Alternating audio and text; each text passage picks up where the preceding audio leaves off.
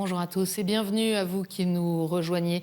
En ce jour de Pâques, nous avons demandé au président de la Conférence des évêques de France de bien vouloir nous accorder quelques moments. Merci, Monseigneur de Moulin-Beaufort, de nous recevoir dans votre archevêché de Reims.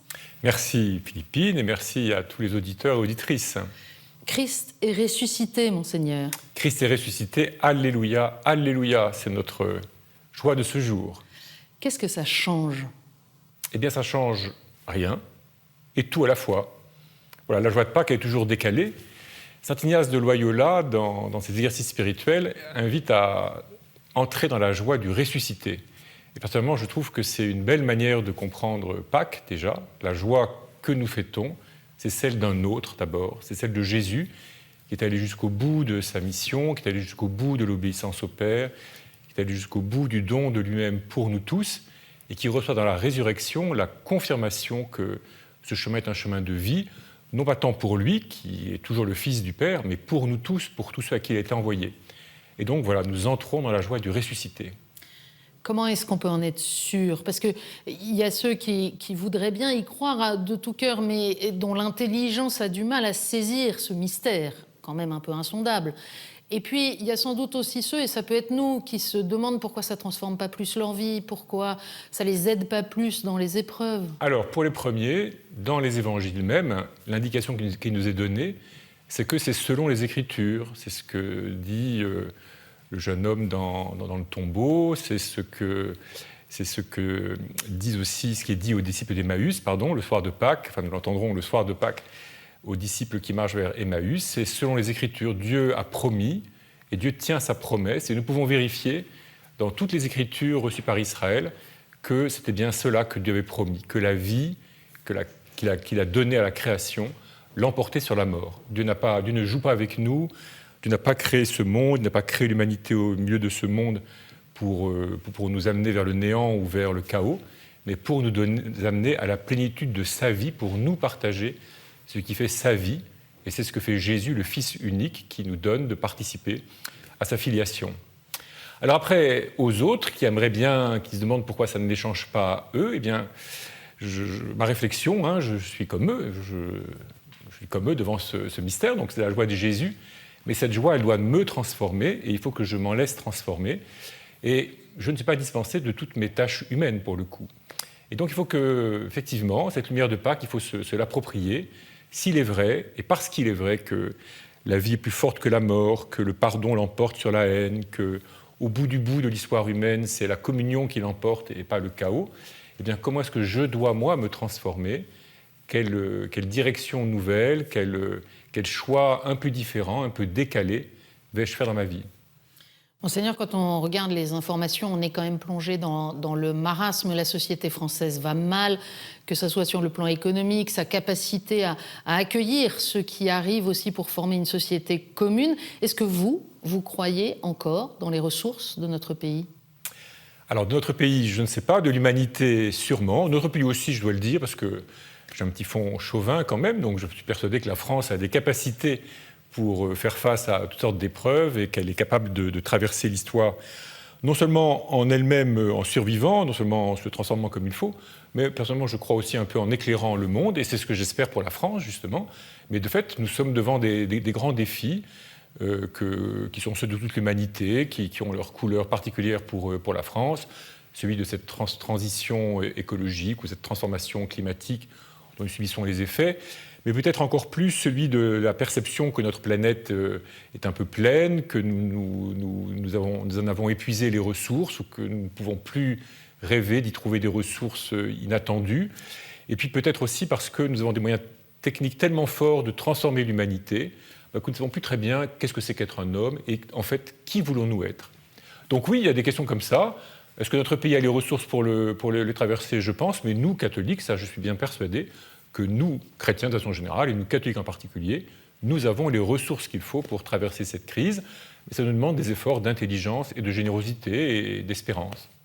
Il y a aussi les choix de société que nous sommes en train de faire. On pense évidemment, il y a quelques semaines, à la constitutionnalisation de l'IVG.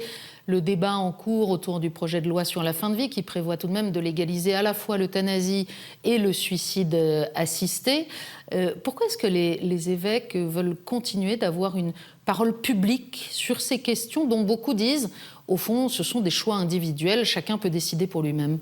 Alors d'abord parce que de fait, ce n'est pas complètement vrai que ce sont des choix purement individuels, parce que nous formons une société et que nous tenons les uns les autres, et que donc les choix des uns influent, que nous le voulions ou non, sur les autres. En particulier, tout ce qui est de l'ordre médical en France est porté par la société tout entière, et donc c'est tout un système. C'est personnellement ce que j'essaie de porter devant les autorités à propos du projet de loi sur la fin de vie, c'est que la possibilité que l'on veut ouvrir, même si on ne la présente comme extrêmement restreinte, extrêmement encadrée, en réalité, elle va infléchir tout notre système de santé parce que tout se tient et nous nous tenons tous les uns aux autres dans notre système de santé. Et puis, je dirais plus profondément, notre rôle à nous, comme Église dans le monde, envoyés dans ce monde, c'est de faire réfléchir le monde, c'est de faire réfléchir les hommes, c'est d'essayer de faire entendre, de faire résonner toujours la voix de la conscience. Et voilà, cette voix, elle est écoutée, elle n'est pas écoutée, elle est entendue, elle n'est pas entendue. Les hommes, les êtres humains prennent leurs responsabilités, mais nous, notre rôle, notre devoir, c'est de la faire entendre. Et puis, enfin, je dirais aussi, voilà, nous avons des sociétés, notre société française ne veut peut-être plus être chrétienne. C'est ce que Pierre Manant, qui est un politologue, exprime dans son livre, un livre sur Pascal, et je rejoins assez volontiers son diagnostic, mais ça n'empêche pas des tas de gens de vouloir être chrétiens. Et il faut que nous fassions entendre à tous quelle est notre mission de chrétien au milieu de ce monde, d'être les témoins, encore une fois, que la vie humaine peut être plus forte que la mort, que la fraternité, que la charité, l'amour entre les êtres humains peut être plus fort que la mort, et que nous n'avons pas fatalement à céder devant l'espèce de poids de la souffrance et de la mort. Une parole qui reste légitime dans une société laïque. On sent qu'il y a pas mal de remises en cause en ce moment de cette légitimité. La laïcité, jusqu'à maintenant, a toujours voulu être la liberté donnée à chacun d'être selon son meilleur. Et je pense que nous devons apporter le meilleur de notre réflexion philosophique, politique, sociale à notre société. C'est notre apport à la société française. Le 9 juin prochain, Monseigneur, il y aura les élections européennes. Est-ce que là aussi, les évêques, les catholiques ont quelque chose à dire dans le débat public ? Alors sûrement, les évêques, en tout cas, nous diront quelque chose. Alors il y a un petit côté, je ne sais pas comment dire, exercice obligé. Je ne sais pas s'il y a grand monde qui lit ou qui nos communiqués, mais ça ne fait rien.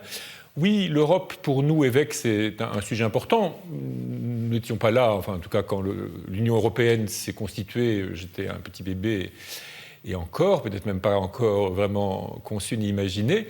Donc nous héritons de ce qui nous précède, mais nous sommes les héritiers d'une grande décision, qui est une décision spirituelle, qui est que les pays européens, qui sont des pays qui se sont fait la guerre pendant des siècles, pour toutes sortes de raisons, ont choisi de se rendre interdépendants pour pouvoir construire la paix et un peu s'obliger à chercher toujours la solution qui les rapproche davantage de manière à maintenir la paix. C'est une belle décision spirituelle qui va dans le sens de l'histoire telle que le Christ la révèle, car une des conséquences de la résurrection, c'est que le sens de l'histoire, ce n'est pas la domination d'un empire sur les autres, ce n'est pas la domination d'une race ou d'une ethnie sur les autres, mais c'est la communion entre les êtres humains. Et si nous pouvons essayer de la vivre dès ici-bas, eh bien, il vaut la peine d'essayer tous nos efforts, si imparfaits soient-ils, pour être repris dans l'éternité. Donc oui, nous avons comme catholiques un rôle autour du projet européen. Mais autour d'une échéance électorale, c'est toujours singulier parce qu'il n'y a pas un vote catholique qui dirait « ça, c'est le parti qui correspond à la vision catholique ». Tout à fait, c'est pour ça que nous ne donnons pas de consignes de vote, mais des éléments de discernement. Je signale d'ailleurs que les évêques de toute une région là autour de Metz, Luxembourg, Trèves, Liège, Troyes, et je vais en oublier, Nancy, tous ces évêques, donc entre la France, l'Allemagne, la Belgique et le Luxembourg, donc, vont publier bientôt une lettre pastorale sur le sujet, parce que c'est des pays où, autour d'ailleurs de la figure de Robert Schuman, l'idée européenne a été portée, et puis elle est assez vivante, parce que c'est des frontières qui se franchissent tous les jours. En Europe, en ce moment, Monseigneur, il y a une guerre en Ukraine. Vous avez dit dans votre discours de clôture de la dernière Assemblée des évêques de France que ce qui se joue là-bas nous concerne tous. Pourquoi ? Je le dis depuis le début, je ne suis pas le seul d'ailleurs à le dire, mais j'en suis convaincu. Oui, l'Ukraine lutte pour sa liberté, mais je pense que la liberté de l'Ukraine est aussi significative de notre liberté à nous tous, parce que nous faisons le choix de vivre, ou en tout cas nous voulons vivre dans des pays dont la constitution, dont le ciment est le libre choix des citoyens, et non pas le poids de l'histoire ou le poids d'un pouvoir politique qui s'imposerait à nous. Et il y a là un vrai enjeu à défendre cela. Je crois que nous le devons non seulement à nous, Europe, mais à l'humanité, parce que l'Europe et l'Union européenne est une certaine lumière pour bien des pays dans l'humanité. Si on élargit notre regard, de fait, aujourd'hui, la planète est assez largement ensanglantée. Le pape a rappelé dans sa bénédiction Urbi et Orbi le nom de tous ces pays, de toutes ces régions qui souffrent de la guerre. Ces derniers jours, évidemment, la liturgie nous a particulièrement ramenés en Terre Sainte. Quelle parole pour ceux qui sont là-bas aujourd'hui ? Déjà, je pense qu'il est important, notamment pour les chrétiens de Terre Sainte, que nous pensions à eux. Et je vous remercie de me permettre d'exprimer vraiment notre profonde communion de pensée. C'est vrai que nous ne pouvons pas célébrer le Vendredi Saint, le chemin de croix à Jérusalem, sans penser à Jérusalem, mais aussi à Bethléem, mais par conséquent à ce qui se passe à Gaza. Et nous ne pouvons pas non plus d'ailleurs oublier le drame qu'ont vécu les Israéliens le 7 octobre dernier. Tout ça nous montre qu'il y a vraiment beaucoup de violence et de brutalité dans le cœur humain. Ça nous montre aussi qu'un État qui se défend, ça peut être aussi très, très brutal et très violent. Donc nous devons porter cela dans notre conscience et nous ne pouvons pas de fait célébrer Pâques et la joie pascale en faisant abstraction de tous ceux qui vivent aujourd'hui dans la peur et dans la douleur. Mais en même temps, nous savons qu'au milieu de tout ce mal, il se fait quand même du bien, que parfois... Le grand miracle, c'est que des hommes fassent du bien, que des hommes choisissent de s'aimer, malgré tout ce qu'il y a de violence autour d'eux. Monseigneur, cet entretien, c'est aussi évidemment l'occasion de vous interroger sur l'Église qui est en France. Aujourd'hui, nos communautés sont très fragiles, avec peu de moyens, peu de personnes, aussi bien du côté des prêtres que des laïcs engagés. Alors, juste avant la Semaine Sainte, vous étiez réunis avec tous les évêques français à Lourdes pour votre assemblée de printemps. On ne va pas détailler ici toutes les mesures que vous avez votées et lancées, mais est-ce que vous pouvez nous dire dans quelle direction travaillent aujourd'hui les évêques français ? Bien, vous savez, ce qui nous a frappé, alors je peux remonter à l'Assemblée de novembre, si vous permettez, parce que ce qui nous a frappé en novembre, c'est que nous avons vécu une succession d'événements encourageants, avec les JMJ de l'été dernier, 45 000 jeunes Français qui étaient réunis au Portugal et puis à Lisbonne, et où nous avons pu voir vraiment de nos yeux la qualité, la profondeur, le sens de l'engagement, la disponibilité de ces jeunes, qui sont un grand espoir pour l'Église, mais pour notre société française et pour l'humanité de façon générale. Il y a eu la visite du pape à Marseille, et Marseille, qu'on le veuille ou non, c'est quand même en France, et ça a été un beau moment vécu en France, grâce au pape et grâce aux Marseillais et à tous ceux qui sont venus les rejoindre. Et de fait, je crois que la joie, l'émotion, l'intensité de ces moments n'était pas vaine, n'était pas un feu de paille, mais indique quelque chose de ce qui se vit en vérité, un peu secrètement, un peu de manière pas toujours palpable, ou facile à apercevoir pour des observateurs extérieurs, mais ce qui se vit dans beaucoup de nos communautés, dans beaucoup de nos paroisses. Il y a beaucoup de fragilité, vous l'avez dit, mais il y a aussi beaucoup d'événements heureux, de rencontres impressionnantes, de moments où on découvre la qualité, de la profondeur d'êtres humains qui nous entourent, et ça, c'est toujours un émerveillement. C'est ce que nous vivons notamment autour des catéchumènes que nous avons baptisées la nuit dernière. Et est-ce que ça veut dire qu'on arrive progressivement et sans naïveté, mais à tourner notre regard non plus vers tout ce qu'on regrette, qui n'est plus, qui n'est pas comme on le voudrait, et plutôt vers, finalement, on est comme on est, mais notre boulot, c'est d'annoncer aujourd'hui, justement, la bonne nouvelle de Pâques au monde? Alors, pour ma part, je suis persuadé que le bon Dieu nous pousse en avant, et il le fait un peu brutalement, il nous décape beaucoup. On aimerait quelque chose de plus confortable, mais je suis persuadé qu'il pousse son Église, il la rabote, il la nettoie, il la purifie, il réduit certaines branches dont nous pensons quand même avoir besoin.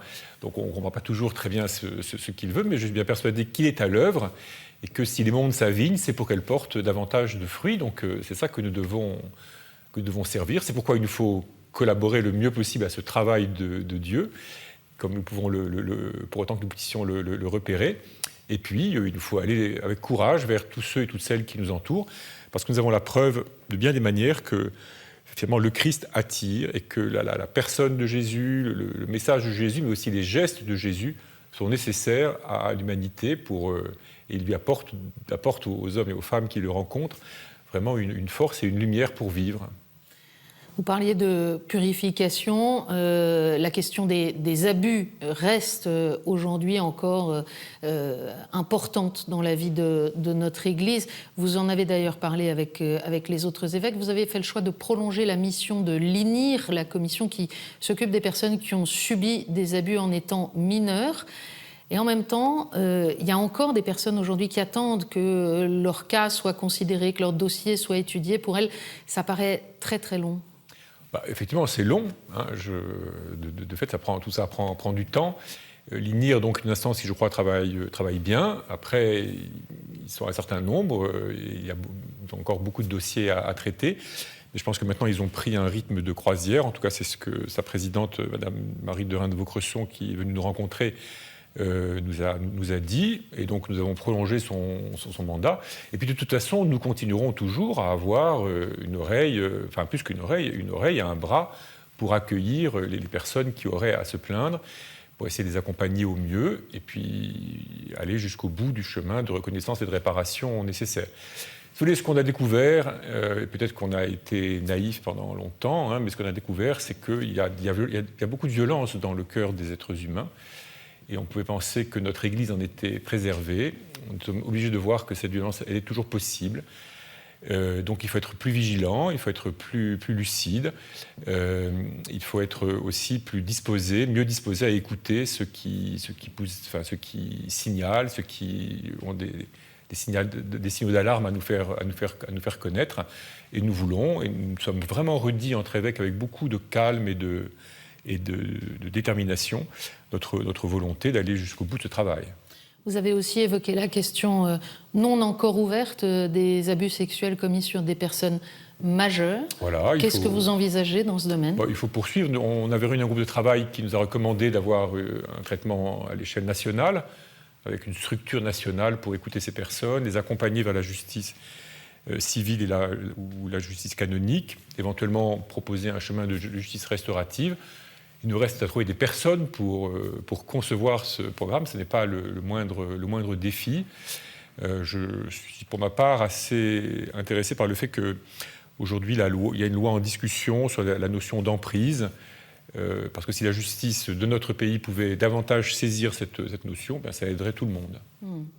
Monseigneur, nous arrivons bientôt au terme de cet entretien. Vous l'avez rappelé, dans la nuit de Pâques, il y a la joie de l'annonce de Pâques, et puis il y a cette joie particulière de voir des catéchumènes de plus en plus nombreux chaque année recevoir le baptême et les sacrements de l'initiation chrétienne. Ils rejoignent ce petit troupeau, ou en tout cas ces catholiques français qui parfois se sentent comme le petit troupeau, parfois ont le sentiment d'être au milieu des loups. En ce jour de Pâques, quel message voulez-vous adresser aux catholiques de notre pays ? Eh bien, je veux les inviter vraiment à entrer dans la joie du ressuscité, à s'intéresser, à essayer de faire leur cette joie du Christ qui doit nous animer. Ensuite, les encourager, alors je vais reprendre les mots de Jean-Paul II, n'ayez pas peur, on peut le redire de toutes sortes de manières, mais ce sont d'abord des mots de Jésus, c'est Jésus ressuscité qui vient à ses disciples en disant « N'ayez pas peur, c'est moi, n'ayez pas peur ». Voilà, être chrétien, c'est vivre dans la présence de celui qui vient. Jésus, il est fondamentalement c'est aujourd'hui encore pour nous celui qui vient. C'est ce que nous vivons dans chaque sacrement. Et c'est ça qui doit être, en quelque sorte, le soleil de chacune de nos vies. Il vient souvent très, très discrètement, très, très, très humblement. Il faut se rendre capable de le reconnaître, de percevoir sa présence. Mais puisqu'il est là, alors tout ce monde qui a l'air de rester le même, en fait, est tout différent. Parce que dans ce monde, toutes nos rencontres prennent du sens, tous nos échanges sont déjà la promesse de la communion éternelle avec Dieu et en Dieu. Merci Monseigneur de nous avoir accordé cet entretien. Merci Philippine et merci à tous et à toutes. Bonne Pâques, Christ est ressuscité, Alléluia. Joyeuse Pâques à vous tous et merci à toute l'équipe qui a permis la réalisation de cet entretien et à l'équipe du diocèse de Reims pour son accueil.